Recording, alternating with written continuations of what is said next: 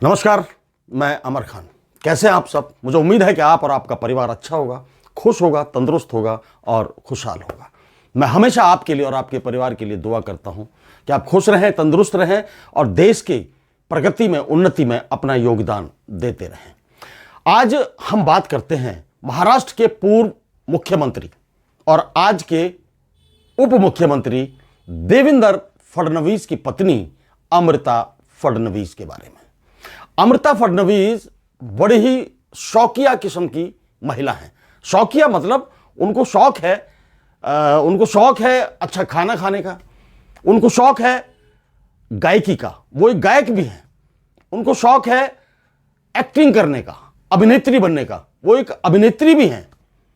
और उनको शौक है समाज सेवा करने का, वो समाज सेवा भी करती हैं। उनको शौक है सेल्फी लेने का, वो सेल्फी भी लेती हैं। तो ये तो अच्छी बात है। वो अमृता फडणवीस अपने आप को थोड़ा सा पब्लिक में फेमस करना चाहती हैं। फेमस तो वो पहले से ही हैं, लेकिन वो अपने दम पर करना चाहती हैं। लोग कहते हैं देवेंद्र फडणवीस की पत्नी है, इसलिए लोग जानते हैं क्योंकि वो मुख्यमंत्री थे। लेकिन उनका अपना मानना यह होगा कि मैं रील बनाऊं इंस्टाग्राम पर, वहां से फेमस हो जाऊं। मैं डांस करूं इंस्टाग्राम पर, वहां से फेमस हो जाऊं। मैं गाने गाऊं, मैं वहां से फेमस हो जाऊं। मैं अपने दम पर अपना नाम चमकाना चाहती हूं, वो ये सोचती हैं, मुझे जहां तक लग रहा है। तो इस बात से देवेंद्र फडणवीस को क्या दिक्कत है भाई? क्या दिक्कत है उनको? अब देवेंद्र फडणवीस, आपको याद होगा जब मुख्यमंत्री थे तो लग्जरी क्रूज का उद्घाटन करने के लिए देवेंद्र फडणवीस क्रूज पर गए, साथ में पत्नी भी गई। उधर देवेंद्र फडणवीस उद्घाटन कर रहे हैं, उधर उनकी पत्नी फटाफट मौका देखा और कोने में जाके वो बैठ गई और वहां से सेल्फी ले रही हैं, ये खींच रही हैं फोटो, वो फोटो खींच रही हैं। और पुलिस वाले वहां पर डर रहे हैं, वो कह रहे हैं उनको कि मैडम आप वहां मत जाइए, वहां मत जाइए, वहां खतरा है। और उसकी खतरे की परवाह नहीं की उन्होंने कह दिया कि मैं तो शुद्ध हवा लेने आई हूं, यहां पर शुद्ध हवा ले रही हूं। वो अपने दम पर चलना चाहती हैं और देवेंद्र फडणवीस हैं कि उनको अपने दम पर चलने ही नहीं देना चाहते। भाई वो चाहती हैं कि लोग उनका ज्यादा से ज्यादा नाम लें, ज्यादा से ज्यादा उनकी रील देखें, इंस्टाग्राम पर देखें, फेसबुक पर देखें, जहां भी देख सकते हैं वहां देखें, उनका गाना सुने।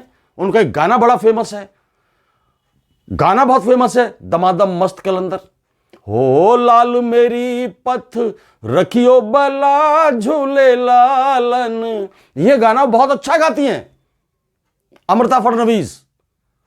और ये हालांकि ये गाना पाकिस्तानी गाना है, तो उसमें उनको दिक्कत आ सकती है। देवेंद्र जो है वो इसी बात को समझाने की कोशिश करते होंगे कि तुझे रील बनानी है, डांस करना है, एक्टिंग करनी है, तो थोड़ा सा दायरे में रहकर।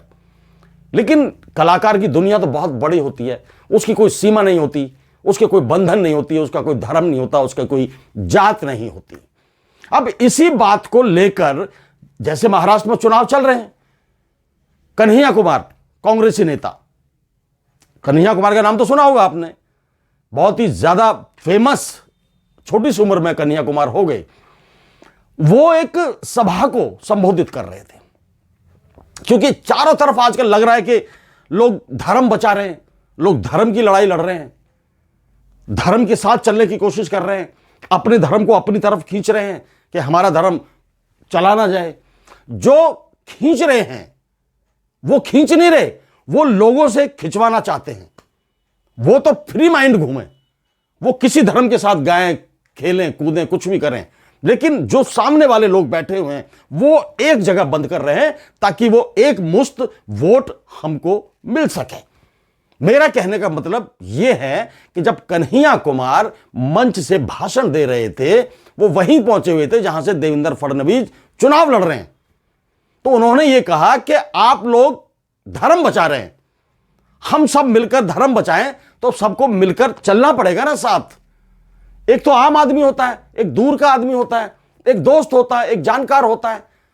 तो उन्होंने सीधा सीधा देवेंद्र फडणवीस की पत्नी पर ही टिप्पणी कर दी। उसने कहा कि जब धर्म बचा रहे हो तो धर्म बचाओ ना, तुम तो धर्म बचाने में लगे हुए हो और तुम्हारी पत्नी इंस्टाग्राम पर रील बना रही है। उसने एक बात नहीं की देवेंद्र फडणवीस भड़के क्यों। जिस इंस्टाग्राम पर वो रील बना रही हैं और जिस कलाकार के साथ रील बना रही हैं उसका नाम है रियाज अली। रियाज अली के साथ वो गाना खुद अमृता फडणवीस ने गाया है।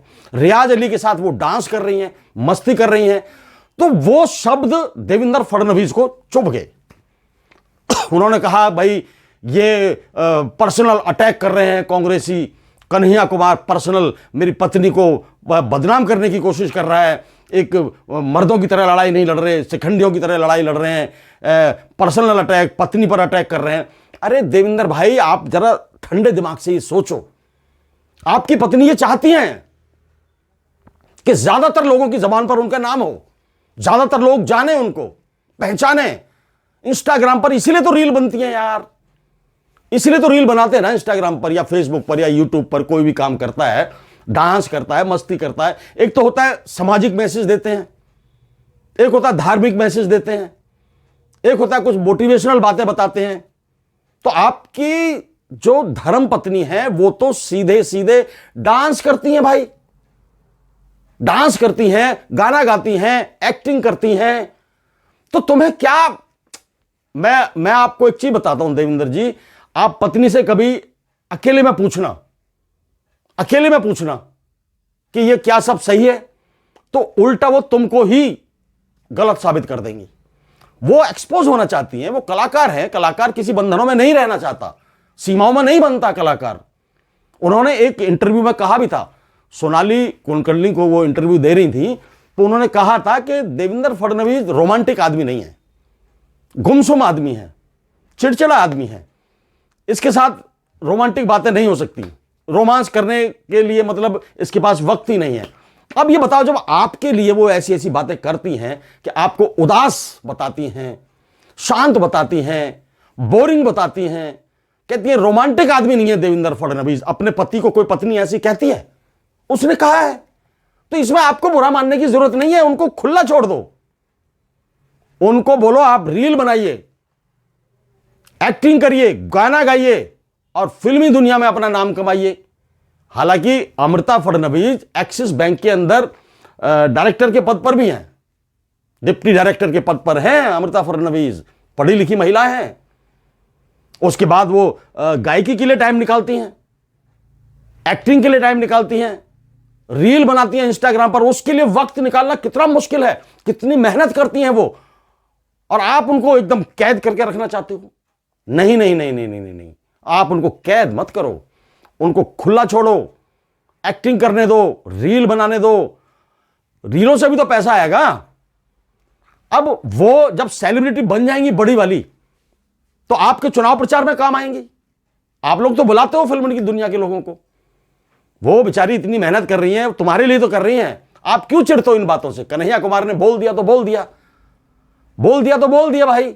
धर्म बचा रहे हो तो निकलो सड़कों पर, आप धर्म बचाने में लगे हो और वो आपकी जो पत्नी है दूसरे धर्म के लड़के के साथ इश्क वाली वीडियो बना रही है।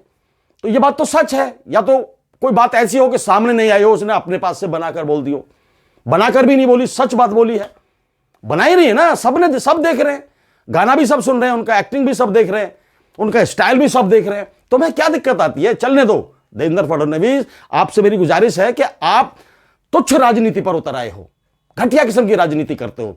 आपको आपके बारे में तो यह भी कहा था कि देवेंद्र फडणवीस ने जब उद्धव की सरकार तोड़ी थी तो रात रात को भेष बदल कर निकलते थे देवेंद्र फडणवीस, कभी शिंदे के पास जाते थे, कभी अजीत पवार के पास जाते थे। इतनी मेहनत करी है इन्होंने, जब जाके सरकार को तोड़ पाए हैं।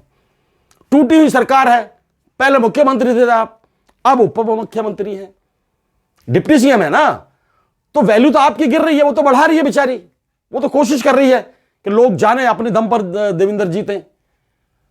तो मुझे लगता है कि अमृता फडणवीस बहुत अच्छी महिला है इस मामले को लेकर कि वो अपने दम पर अपनी पहचान बना रही हैं, गा भी रही हैं, बैंक में नौकरी भी कर रही हैं। ऐसा नहीं कि आप पैसा देते हो तो उनका खर्च चलता है, ऐसा भी नहीं है।